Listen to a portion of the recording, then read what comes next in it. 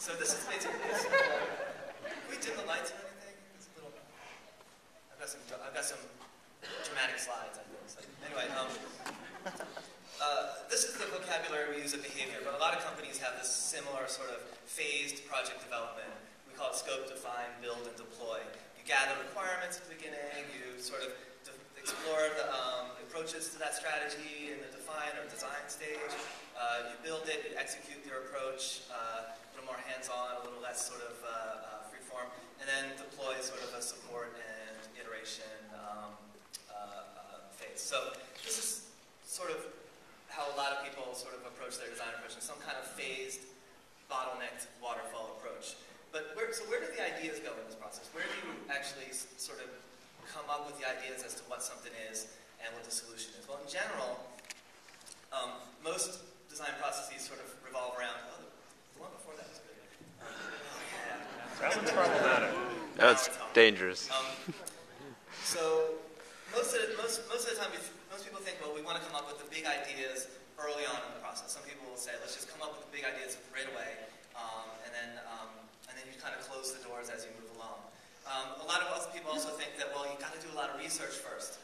So don't be coming up with ideas for what the solution is going to be until you have all the answers to the questions about, who's going to be using the site and how the technologies are going to work. So don't come up with ideas until later, and then close the door and build the thing, and then you lock it down.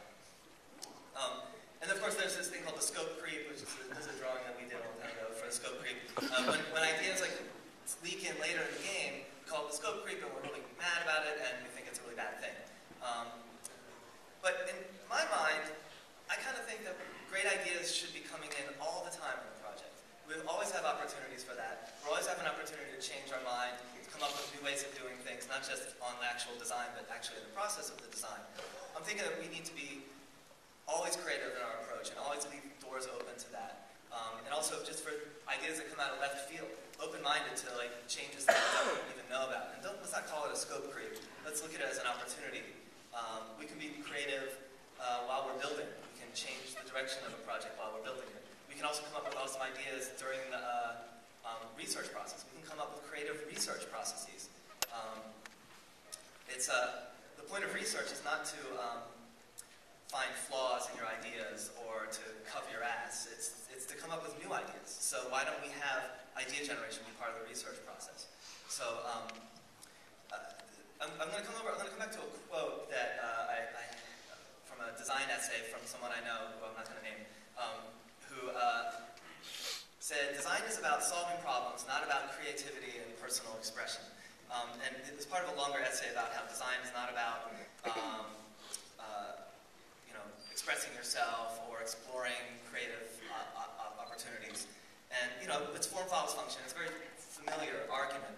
But when I read that, particularly these words, I was like, what? Design is not about creativity? What does that mean? It kind of made my blood boil. And I was thinking,